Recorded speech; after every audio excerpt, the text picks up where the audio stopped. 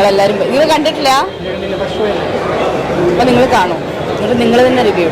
നല്ല പടമാണ്, നല്ല ചിരിക്കാനും അതുപോലെ ഒരുപാട് തോട്ട്സും ഒക്കെ കാണുന്നത് നല്ല പടം, എന്റർടൈനറാണ്. ഗംഭീരം നന്നായിട്ടുണ്ട്, അടിപൊളിയായിട്ടുണ്ട്, സൂപ്പറായിട്ടുണ്ട്, എല്ലാവർക്കും ഇഷ്ടപ്പെടും. തിരിച്ചു വരുവാടാ പട്ടികളെ എന്ന് പറയുന്നത് എന്നെ കൊണ്ട് പറ്റൂലടാ പട്ടികളെ എന്ന് പറഞ്ഞ പോലെ ഉണ്ടായിരുന്നു. മലയാളി ഫ്രം ഇന്ത്യ, നിവിൻ പോളിയുടെ ശക്തമായ ഒരു കഥാപാത്രം. നിവിൻ പോളി മാത്രമല്ല, ധ്യാനം നല്ല രീതിയിൽ ചെയ്തിട്ടുണ്ട്. അതേപോലെ തന്നെ മഞ്ജു പിള്ള പുള്ളിക്കാരത്തി നല്ല രീതിയിൽ ചെയ്തിട്ടുണ്ട്. എന്തായാലും പെർഫോമൻസ് വെച്ചാൽ എല്ലാവരും കിട്ടും തന്നെ.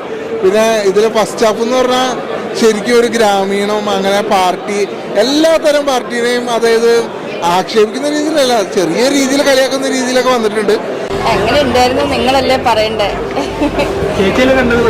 നിങ്ങൾ കണ്ടില്ല? ഞാൻ അഭിനയിച്ച പടത്തിനെ കുറിച്ച് ഞാൻ തന്നെ അല്ലല്ലോ, ജനങ്ങളല്ലേ പറയണ്ടേ. ഞാനത് കഴിഞ്ഞ പ്രാവശ്യം പറഞ്ഞിരുന്നു. അതായത് നമ്മളെ അഭിപ്രായം പറയുമ്പം നമ്മുടെ ഈവൻ എനിക്ക് ഫസ്റ്റ് ഷോയെക്കാട്ടിലും സെക്കൻഡ് ഷോയും തേർഡ് ഷോയും ഒക്കെയാണ് ജനങ്ങളെടുത്ത് ചോദിക്കേണ്ടതെന്ന് തോന്നുന്നു. കാരണം ഫസ്റ്റ് ഷോയിൽ ഒട്ടുമിക്ക ആൾക്കാരും നമ്മുടെ കുടുംബക്കാരും നമ്മുടെ ഫാമിലിയും നമ്മുടെ ഫ്രണ്ട്സും ക്രൂ ഒക്കെ ആയിരിക്കും. അപ്പോൾ എനിക്ക് തോന്നുന്നു നിങ്ങൾ സെക്കൻഡ് ഷോയും തേർഡ് ഷോയൊക്കെ ആയിട്ട് പോയി അന്വേഷിക്കുന്നതായിരിക്കും നല്ലത് ജനങ്ങളുടെ അടുത്ത്. ഓക്കെ, ഓഫ്കോഴ്സ് എനിക്ക് ഇഷ്ടപ്പെട്ടൊരു മൂവിയാണ്. ഞാനിപ്പോൾ ചെയ്ത പടങ്ങളെക്കാട്ടിലും ഡിഫറെൻ്റ് ആയിട്ടുള്ള ക്യാരക്ടറും ഡിഫറെൻ്റ് ആയിട്ടുള്ള ഒരു ജോണറുമാണ് ഈ മൂവിയിലുള്ളത്. നിവിൻ പോളിയുടെ നല്ല പെർഫോമൻസ്, ഒരു ഗംഭീര പെർഫോമൻസ്, ഒരു തിരിച്ചുവരവ് വേറെ ലെവലായി നിവിൻ പോളി. പ്രത്യേകിച്ച് ആ സിനിമ നമ്മൾ കണ്ട പോലെയല്ല, ഒരുപാടുണ്ട് കോമഡി, ആക്ഷൻ എക്സെട്ര, നല്ല സസ്പെൻസ് കാര്യങ്ങൾ. ആ പടം വേറെ ലെവലായി. നിതിൻ മോളിയൊക്കെ കണ്ടിട്ട് വന്നിട്ട് അങ്ങനെ എക്സ്പെക്ട് ചെയ്ത് കഴിഞ്ഞാൽ നമുക്ക് ഉണ്ടാവും. അങ്ങനെ കോമഡി എലമെന്റ്സ് ഒന്നും അല്ല, പടം സീരിയസ് ആണ്. നമ്മളെ മലയാളി എവിടെ പോയി കഴിഞ്ഞു കഴിഞ്ഞാലും പിടിച്ചു നിൽക്കും. യുവന്മാരൊക്കെ എല്ലാവരും കൂടെ പറയാനുള്ള ഈ ആറാട്ടെണ്ണം കൂടെ യുവന്മാരെല്ലാവരും കൂടെ ഒത്തു ചേർന്നിട്ടുള്ള ഒരു ഗൂഢാലോചനയാണ്. ആദ്യം കൊണ്ട് ഡിജോ ആൻഡ് ഷാരിസ് വരുവാണെങ്കിൽ അതൊരു ബ്രാൻഡ് എന്ന രീതിയിൽ അത് എസ്റ്റാബ്ലിഷ്ഡ് ആയിട്ടുണ്ട്. ആൻഡ് കണ്ണുമുടിയും കൂടി എടുക്കാം. ഫസ്റ്റ് ഹാഫ് എനിക്ക് കൂടുതലും കുറച്ച് തമാശയും കൂടുതൽ ഇന്ത്യൻ പൊളിറ്റിക്സിനെ മോക്കിയ രീതിയിൽ ഷാരിസിൻ്റെ റൈറ്റിംഗ് പിന്നെ അറിയാമല്ലോ. പക്ഷേ സെക്കൻഡ് ഹാഫ് കംപ്ലീറ്റ്ലി ഡിഫറെൻ്റ് ആണ്. സ്ഥിരം ഡിജോ ഫോമിലെ പോലെയല്ല. സെക്കൻഡ് ഹാഫിൽ ഒരു ഇമോഷണൽ ട്രാക്കാണ് പിടിച്ചിരിക്കുന്നത്. അതായത് കൂടുതൽ എന്താ പറയുക, ഒരു രണ്ടാൾക്കാരെ ഒരു പാകിസ്ഥാനി ഒരു ഇന്ത്യൻ നമ്മളൊരു എന്താ പറയുക റിലേഷൻ അത് നല്ല രീതിയിലുണ്ട്. ക്ലൈമാക്സ് ഒക്കെ ആകുമ്പോൾ നല്ലൊരു ഫീൽ കിട്ടുന്നുണ്ട്.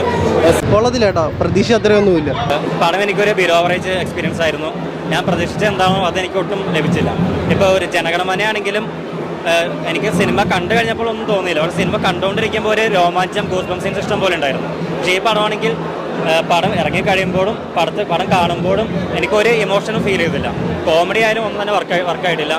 എല്ലാവരും വളരെ കഷ്ടപ്പെട്ട് അഭിനയിക്കുന്നു. അതുപോലെ തന്നെ നമ്മൾ ഫോഴ്സ് ചെയ്ത് ചിരിപ്പിക്കാനായിട്ടുള്ള കോമഡി, അത്തരത്തിലുള്ള ഒരു കോമഡി ആയിരുന്നു നമുക്ക്. സെക്കൻഡ് ഹാഫ് വരുമ്പോൾ ഒരു ആടുജീവിതം, ബജറംഗി ഭായ്ജാൻ, ഈ രണ്ടിൻ്റെ മിക്സ് ആയിട്ട് തോന്നി. വൺ ടൈം വാച്ചബിൾ, അത്രേ ഉള്ളൂ. തിരിച്ചു വരവൊന്നും പറയാനൊന്നുമില്ല, പോരാ, അത്ര പോരാ. പിന്നെ വിചാരിച്ചാലും താഴെയാണ്. കുഴപ്പമൊന്നുമില്ല, കോമഡി ഉണ്ട്. കോമഡിയും ആ പൊളിറ്റിക്സും രണ്ടും മിക്സ് ചെയ്ത് പോയിക്കൊണ്ടിരിക്കുന്നത് നല്ലോണം. അല്ല, പാർട്ടിയിൽ ആ പരിപാടി ഉണ്ട് എന്നാൽ സോഷ്യൽ മെസ്സേജ് ഉണ്ട്, രണ്ടും കൂടിയുള്ള മിക്സ് പരിപാടിയാണ്. എൻ്റെ പടം ഇതാണ്, ഞാൻ ഇങ്ങനെയാണ് ഈ പടം എടുത്തിരിക്കുന്നത് എന്നുള്ളത് നമ്മളൊരു പബ്ലിസിറ്റി മെറ്റീരിയൽ വരുമ്പോൾ തന്നെ ആദ്യമേ കാണിച്ചു വരുന്ന പ്രശ്നം. ഇതൊക്കെ പ്രവാസി ജീവിതമൊക്കെ അനുഭവിക്കുന്നവർക്ക് വേണ്ടി നല്ല പടം. ഒരു വലിയ മെസ്സേജാണ് ഡിജോ ഇതിലൂടെ കൊടുക്കുന്നത്. പക്ഷെ ഒരു ലൈവിൽ വന്ന് കൊടുക്കുന്നതായിരുന്നു നല്ലത്. അത് തോന്നി. ഫസ്റ്റ് ഹാഫ് കഴിഞ്ഞപ്പോൾ തന്നെ പടം മൊത്തം തീർന്ന കണക്കൊക്കെ തോന്നി. കുറച്ച് ലാഗും കാര്യങ്ങളൊക്കെ ഉണ്ട്. പിന്നെ എൻ്റർടൈൻമെൻ്റ് ആണെന്നൊക്കെ പറയുന്നുണ്ട്. നല്ല പടമാണ്. ഇതിലൊരു ക്യാരക്ടർ ചെയ്യാൻ പറ്റിയിട്ടുണ്ട്. രമേശ് എന്ന് പറഞ്ഞൊരു ക്യാരക്ടറിൽ ചെയ്തിട്ടുണ്ട്. അപ്പോൾ ഡിജോ സാർ പറഞ്ഞ പോലെ തന്നെ ആസ് എ മലയാളി നമുക്ക് അഭിമാനത്തോടു കൂടി തന്നെ ഇറങ്ങി വരാൻ പറ്റുന്ന ഒരു സിനിമയാണ്. മൂവി അടിപൊളി പടം, അടിപൊളി. നിവിൻ്റെ ഒരു നല്ലൊരു പെർഫോമൻസ് ആയിരുന്നു. കൊള്ളത്തില്ലേട്ടോ, പ്രതീക്ഷ അത്രയൊന്നുമില്ല. കുറേ എന്താ പൊക്കാൻ നോക്കിയവർ, പക്ഷെ ഒന്നും ഓരോരിടത്ത് എത്താതെ പോയി. എന്താ പറയുക, പ്രതീക്ഷ അത്രയൊന്നുമില്ല. പടം എനിക്കൊരു ബിലോവറേജ് അഭിപ്രായം തന്നെയാണ്. കാരണം നമ്മൾ പ്രതീക്ഷ ഒരു ഫീലിംഗ് കിട്ടിയില്ല. ഞാൻ കുറച്ച് കോമഡി പിന്നെ കുറച്ച് ഒരു പൊളിറ്റിക്കൽ അല്ലെങ്കിൽ ആ ഒരു സ്റ്റേറ്റ്മെൻറ്റ് പറയുന്ന പടം എന്ന് വിചാരിച്ചത്. പക്ഷെ പടത്തിൽ കോമഡി ഒട്ടും തന്നെ വർക്കൗട്ട് ആയിട്ടില്ല. അവരവിടെ ഇവിടെ ഒക്കെ ആയിട്ട് കുറച്ച് കോമഡി കുത്തിക്കയറ്റിയിട്ടുണ്ട്.